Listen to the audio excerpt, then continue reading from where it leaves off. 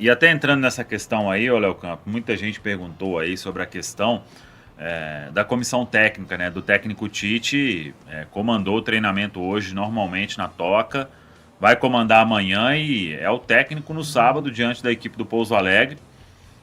Não existe hoje nenhum movimento de mudança. Vamos ver. É um respaldo que é dado, né? A gente já tinha comentado isso ontem, quando estavam ali na entrevista coletiva o Pedro Lourenço e o Pedro Júnior, acompanhando tudo que era falado ali pelo técnico Tite. Após a coletiva, o Pedro Lourenço cumprimentou o treinador. Então, ali foi um ato de apoio ao técnico, né?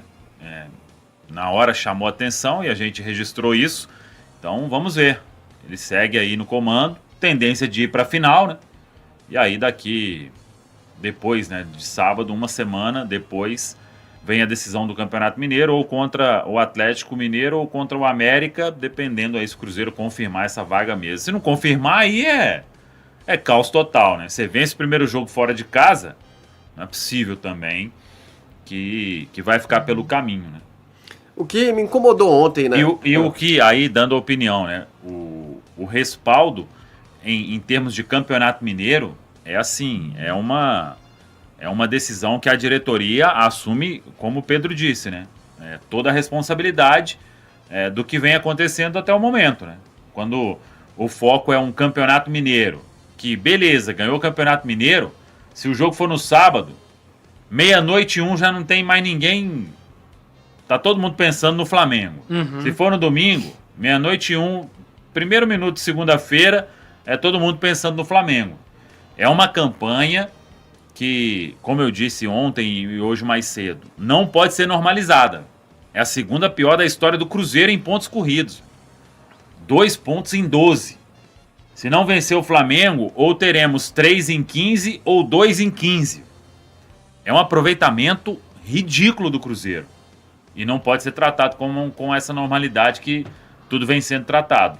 E o que me incomodou ontem foi mais ou menos isso. Eu entendo que a diretoria ela não vai seguir o que pensam os comentaristas, não vai ter que absorver toda a crítica que vem da torcida, que vem da arquibancada.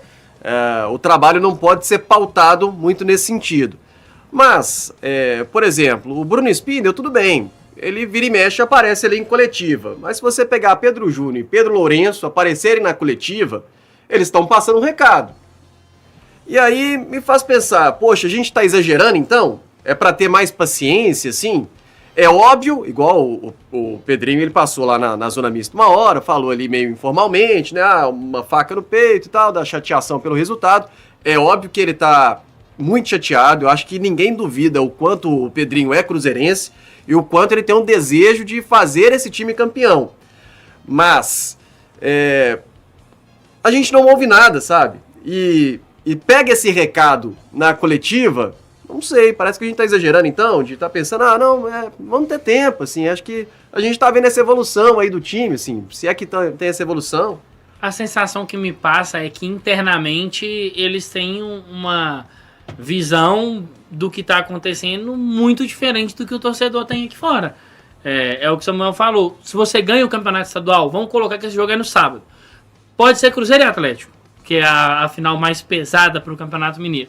Se o Cruzeiro ganha e não vence do Flamengo, ninguém vai virar e falar, mas tá bom, a gente não ganhou do Flamengo, mas a gente ganhou do Atlético Mineiro, foi campeão mineiro. Porque a campanha é ridícula. Assim, o Campeonato Brasileiro é o que importa. E é perigoso, a gente já viu em outros anos recentes, outras equipes que demoraram a acordar no Campeonato Brasileiro, tendo muita dificuldade. E aí seria muito frustrante para o torcedor do Cruzeiro ele iniciar o ano de 2026 com uma expectativa, e aí Deus livre e guarde que isso jamais aconteça, mas no final do ano você está terminando ali brigando para ficar na primeira divisão. Cara, isso aconteceu com a gente em 2023, mas em 2023 a gente estava voltando da segunda divisão, era uma outra forma de se trabalhar, era um clube, era um elenco muito modesto, assim, na conta do chá, mas bem na conta do chá, ralinho, e o Cruzeiro conseguiu ali a manutenção, a permanência, né, na primeira divisão, na penúltima rodada, naquele empate com o Botafogo, com a gente acompanhando outros resultados. Então, eu vou seguir com essa opinião. Tudo que tem acontecido no campo, claro, tem a questão dos jogadores, do treinador, mas a culpa maior é da diretoria, porque é quem mantém essa comissão lá e é quem também olhou para esse elenco e viu esse elenco como qualificado, viu esse elenco como suficiente. E a gente não tem visto isso, tanto da questão da qualidade e do que a comissão pode entregar, quanto também dessa questão envolvendo o elenco. Então, a culpa é da diretoria. A impressão que passa é que só a diretoria do Cruzeiro tá conectada com a realidade, quem tá de fora não. Porque quem tá de fora, em sua maioria, tá falando que o Brasileirão é mais importante, que o Brasileirão deveria ser priorizado. Mas internamente há uma convicção, assim, absurda de que o estadual realmente tem que estar à frente. Então, a sensação que fica é que talvez a gente esteja maluco por pensar diferente, né?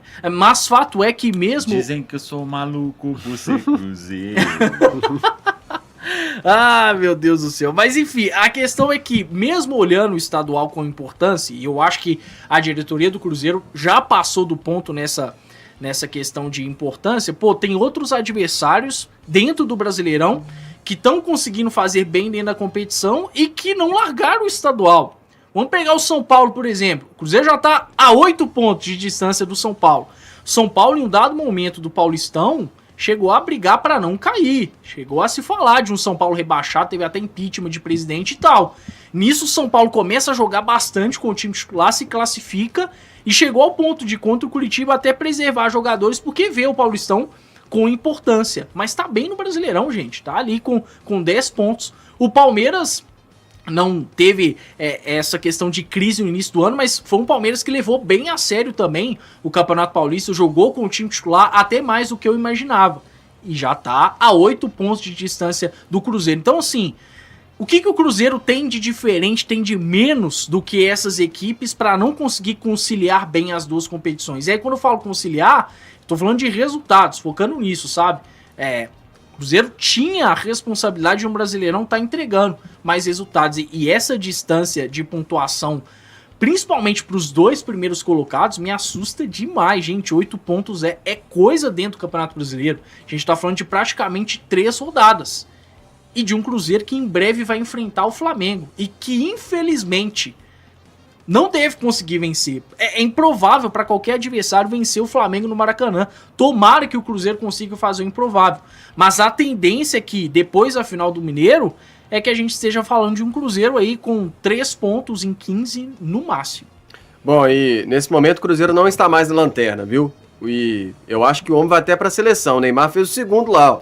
Ele tá querendo, hein? É isso, hein? E diz aqui no aplicativo que ele cobriu lá o Leonardo Jardim, foi um golaço. Léo Jardim. O Léo Jardim. E o Leonardo também, é Leandro, né? É só Léo. Às vezes só Léo.